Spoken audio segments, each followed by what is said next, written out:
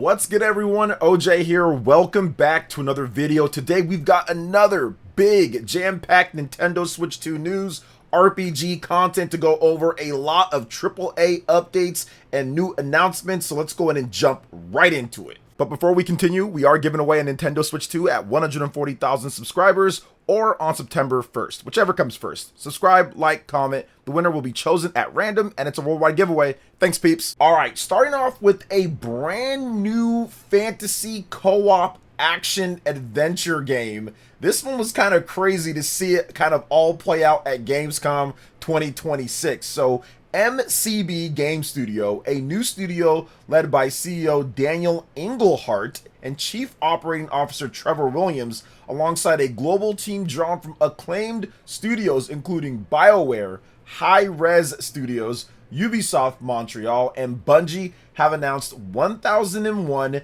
Threads of Mizan, an Arabian fantasy cooperative action-adventure game inspired by the folklore of 1001 Nights. It will be available for the PlayStation 5, Xbox Series, Nintendo Switch 2, and PC via Steam and Epic Game Store. There was no release date announced, but a pre-alpha demo is playable at Gamescom 2026, which will run from August 26th through August 30th. This is a very interesting game to play, and in the interviews with the developers, or more like the statements that they made, they wanted to make a single player action game that you can play by yourself, but you can also play all the way through with your friends. So that's essentially the vision that they had.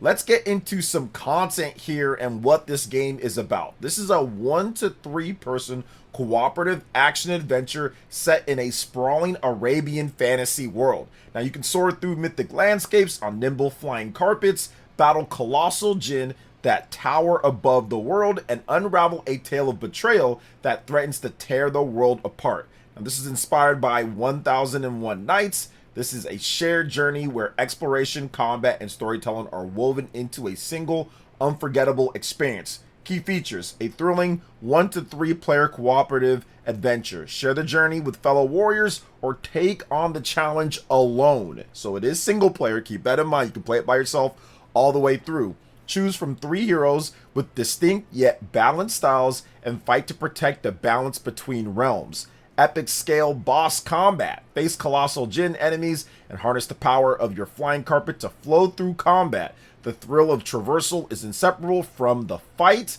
letting you soar, dive, and strike in fluid motion, testing your skill as you work together to stop the jinn incursion. A vibrant living world. A legendary story weaver, Shahrazad, as she strives to protect humanity from the jinn threat and unearth the knowledge of the Mizan to rediscover powerful ancient technology from a civilization lost to sand and myth. So you guys are checking out the trailer here. It looks pretty cool. Switch 2 version, we'll see how that one turns out. But yeah, brand new development studio, brand new IP, or more like it's based off something, but brand new game in the IP, and just something that just looks pretty cool. Play by yourself or play with your friends. I want to see if it scales and see how the difficulty works in the combat. There's still a lot more to kind of really know about this game. They didn't give a release window or date, so who knows when it's coming. But yeah, definitely looks pretty cool. Good announcement with that. Looks like a fun action adventure type of game with upgrades and skills and combat and cool flying carpets. So you can't really go wrong with flying carpets, in my opinion. And for a lot of people, you can't go wrong with The Witcher 3, and that was the big closeout when it comes to Jeff Keighley's show recently with Gamescom, was The Witcher 3 Wild Hunt remastered. We've got another version of The Witcher coming. It's coming to Nintendo Switch 2, a native version of the game, and it's going to be free updates across the board. And there is a ton of upgrades with this. PS5, Xbox Series, Switch 2, PC, plus a brand new expansion, Songs of the Past. So a lot of stuff here from CD Projekt Red. So this new version, The Witcher 3 Wild Hunt Remastered, will launch on September 29th. So not too long from right now that I'm recording this video. Now, if you already own The Witcher 3 Wild Hunt on PlayStation 5, Xbox Series, PC, and even the Nintendo Switch 2, doesn't say here in the write-up here when it comes to Gematsu, but they did confirm on Twitter that yes, you will be able to get a free upgrade even with the physical version of the Switch 1 game. So if you have the Switch 1 game, you will get that upgrade for free, which includes both the Hearts of Stone and Blood and Wine expansions. Additionally, CD Projekt Red and Fool's Theory released the teaser trailer for The Witcher 3 Wild Hunt expansion, Songs of the Past, which is due out in 2027. So a lot of stuff here. So The Witcher 3 Wild Hunt Remastered brings a slew of upgrades and enhancements to visuals, performance, gameplay, and more. Players can experience the entire epic adventure with upgraded visuals, enhanced combat, improved traversal and movement, new Witcher sign effects, revamped mount handling, enhanced monster behaviors, a skill tree revamp, expanded photo mode, new finishers, and much more. And I just want to say this real quick, as somebody who did not buy into all of the hype and does not like Witcher 3 like a lot of people like it, man, people tell me how great the gameplay is. And hopefully I'm not being too cynical here, and I'm glad that it's coming to Switch 2 and all that, but people talk about how great the gameplay is and how awesome the combat is and how great and perfect everything was, but why do they need to make all these enhancements to the combat and all of that 10 plus years later if it was so great the first time around? Like, I just want to know. Maybe you guys let me know in the chat, but man, it does seem like they're going to be making the combat a lot smoother and better, and some of the issues that a lot of people did have with the combat maybe is getting, you know, made better here now at this point. But hey, I'll wait, I'll try it out. I've played The Witcher 3 so many times and I have not liked it any time that I've played, but it looks like this one is going to hopefully be a lot better based on what they're saying here. And it's once again great to have a native Nintendo Switch 2 version of the game. So that's awesome to see there. You guys are checking out the announcement trailers and what's going on. And the interesting thing about this is that Witcher 4 also got announced, and I think that's going to be 2028. No Switch 2 version right now, but I definitely think that there's going to be a Switch 2 version of that game. I'm guessing that will be like a Nintendo Direct type of announcement for The Witcher 4, because there's got to be some big third-party games that are going to be left out of some of these showcases, but announced at Nintendo Direct. So, for example, Kingdom Hearts 4, that was a game announced at a Nintendo Direct, and even Resident Evil Requiem, that was another huge game announced at a Nintendo Direct. So I do think that we're going to get probably something like that announcement there, but it's good to see that it's coming over remastered, and there's a lot of improvements. They even said that there's Nintendo Switch 2 exclusive features, so motion control, I'm guessing there's going to be like motion control with like the sword and kind of playing. I know Stellar Blade's going to have that, Onimusha has that. Maybe they do mouse mode with maybe like the card game or something like that. So we'll see what they do with the Switch 2 exclusive features.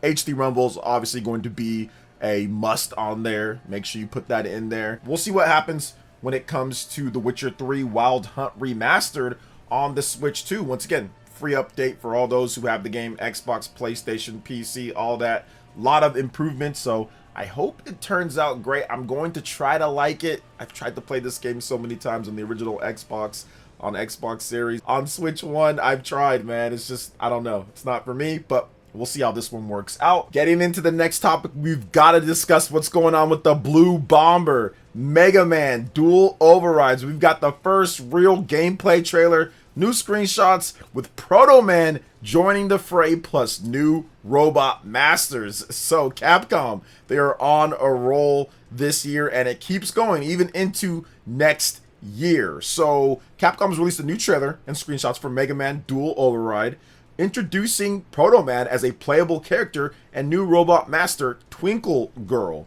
So Proto Man now joins the fight alongside the Blue Bomber. Proto Man is returning as a playable character. The Wandering Warrior possesses his own unique abilities, giving players more choice in how to tackle challenges with two distinct playstyles. Override your limits with a new power-up. The game's new override system allows robots to temporarily unleash power beyond their normal capabilities. However, the boost in strength comes at a cost. When override runs out, players will experience a temporary loss in performance, so learning exactly when to activate override and how to wield its power will be key. Experiment with the custom chip system. I like this. Install custom chips with a brand new personalization system. Players can enhance Mega Man and Proto Man with additional abilities to freely tailor their playstyles, equip power-ups like Rapid Fire, a protective shield bubble, hover, and more. Experiment with new chip combinations and discover strategies that are uniquely your own.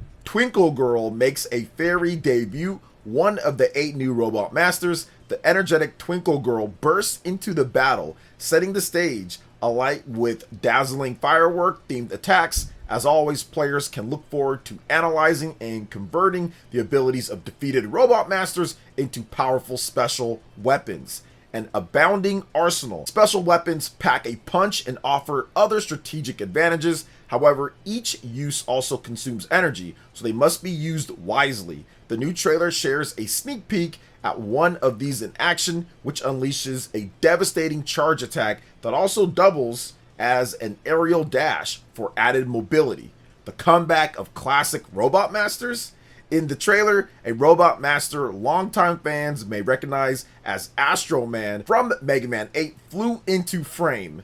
Will other classic Robot Masters return for this adventure? Stay tuned for more details. Mega Man Dual Override due out for the PlayStation 5, Xbox Series, Nintendo Switch 2, PlayStation 4, Xbox One, Nintendo Switch 1, and PC via Steam and Epic Game Store in 2027. So it's coming out to pretty much everything here. So it looks great.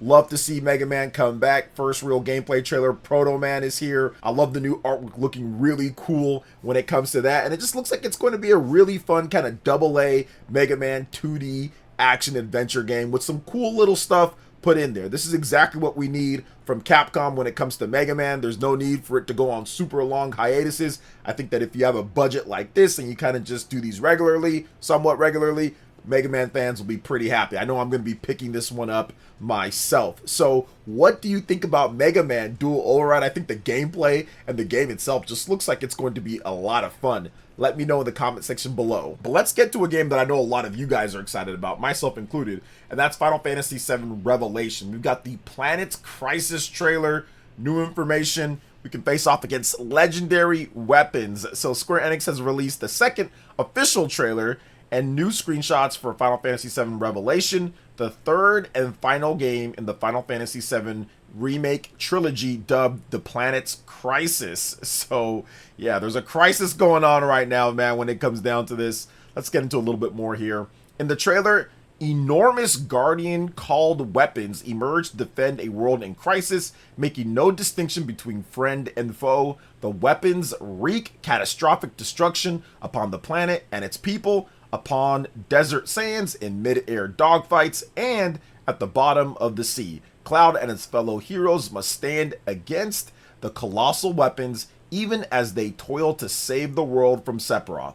A late game element of the original Final Fantasy VII, the weapons return in reimagined glory as standout battles in Final Fantasy VII Revelation, some of which appear in ultra challenging endgame battles as a homage to their original forms. The Gamescom trailer also showcased the powerful new summon Typhon and open world exploration via parachute, grappling hook, and chocobo mounts, plus Cloud and Tifa in their warrior and black mage fits. New to Final Fantasy VII Revelation, the fit system introduces unique outfits that bestow new abilities and greater heights of power, with specialized roles evoking classic Final Fantasy jobs, and I love that. I might like this one more than Final Fantasy VII Rebirth just because of that. That is fantastic. I love jobs in Final Fantasy games, or just jobs in general in RPGs. In Final Fantasy VII Revelation, Cloud Strife and his loyal companions face a world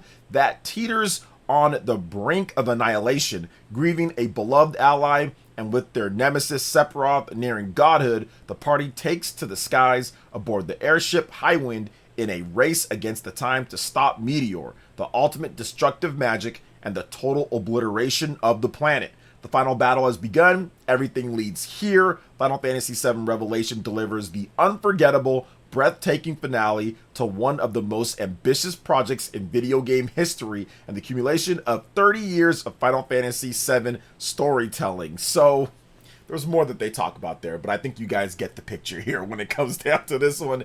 And I will say this, yes, it is accumulation. It is very ambitious, but I think Square Enix, and I think maybe I speak for everyone, maybe I don't, but yes, never do this again. Never do this, splitting a remake into 3 parts over the course of a decade from reveal to launch and everything. This was just a whirlwind of emotions from what they did from the beginning to now. And don't get me wrong, 3 games is awesome. Them making the games is cool. I think that for what they did, when they did it, and how they did it, it was very impressive. It's super unique, and there's really nothing else in the industry like it in the current gen when it comes to that. But I will say, I think I've had enough. Like, there's no need to ever do this type of thing again where you're splitting up a single game like this. I don't think that there's any need. I think it caused a lot of issues, but we got 3 great games out of it, and that's all you can hope for. These games are good. This one seems like it's going to be really good, so I'm excited for that, and I'm excited for them to move on. I think that Mr. Hamaguchi and all the team can finally say, okay, we're putting this to bed, we're moving on, probably move staff to Final Fantasy 17. We can get other projects going with the staff that's freed up after this game releases in spring of 2027, so very excited to kind of see this kind of come to a close and see how the story kind of comes to its climax and ends with Final Fantasy VII Revelation. So awesome stuff there. Okay, we've got another announcement that we got to talk about because this game actually looks kind of crazy, and that is Lego Skylines. That's been announced for PS5, Xbox Series, and Switch 2,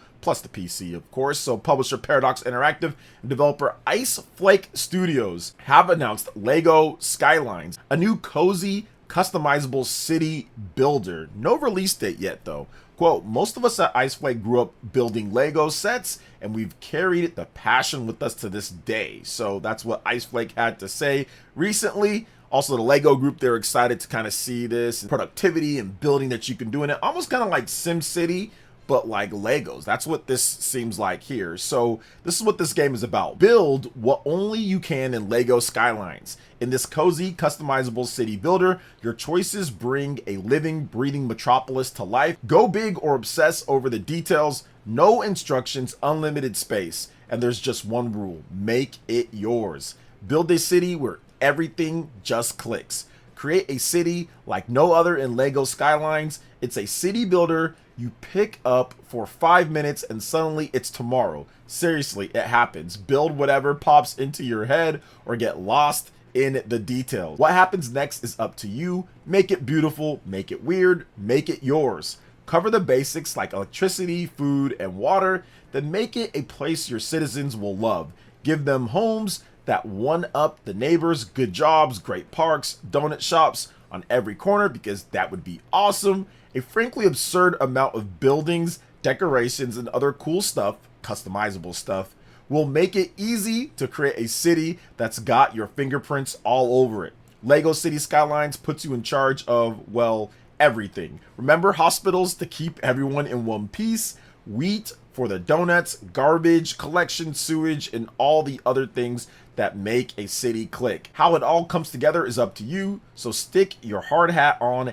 and greenlight your weirdest ideas. Tweak one thing more times than you'd admit and let yourself enjoy a little just for fun. It's about the satisfaction of putting everything just where you want it, which is, of course, exactly where it belongs. So I will say something here. I used to play with Legos a ton back in the day. Decades and decades ago when I was little, I played with so many Legos. I thought Legos were awesome. My brother and me, we all played with Legos and made fighter jets and did all sorts of stuff. My dad bought me all that. And I don't know what happened, but over the course of time, I just dropped Legos like a bad habit. I'm not really sure. It's not like I hate Legos or anything, but I don't like to play the games, and I don't really care too much about them anymore. But maybe my son will get into Legos, and this is the type of game that I can play with him, and we can kind of enjoy it in that way. So I don't know, but either way, it looks cool though. I wanted to cover it because I know a lot of you guys are actually still into Legos. A lot of you guys talk about like the Lego sets, that the collaborations and things like that, like Zelda or Pokemon or other things when it comes to the licensed stuff. So I know a lot of you guys are into Lego, so I wanted to cover it. It looks pretty cool, pretty expansive. It's on Switch 2, Xbox, PlayStation, PC, everything. So yeah, it's one of those games that I think that, yeah, you probably start playing it, and then before you know it, like hours and hours have went by. So what do you think about all the different topics that we discussed here? A lot of interesting AAA games and more. Let me know in the comment section below. All right, peeps, that wraps it up for this video here. Thank you so much for watching. I do appreciate it. Please make sure you hit that like button, subscribe if you're someone new, click that notification bell, and check out my other Nintendo Switch 2 RPG content and more right here on screen. Thanks for watching, and we'll catch you for the next one. Peace.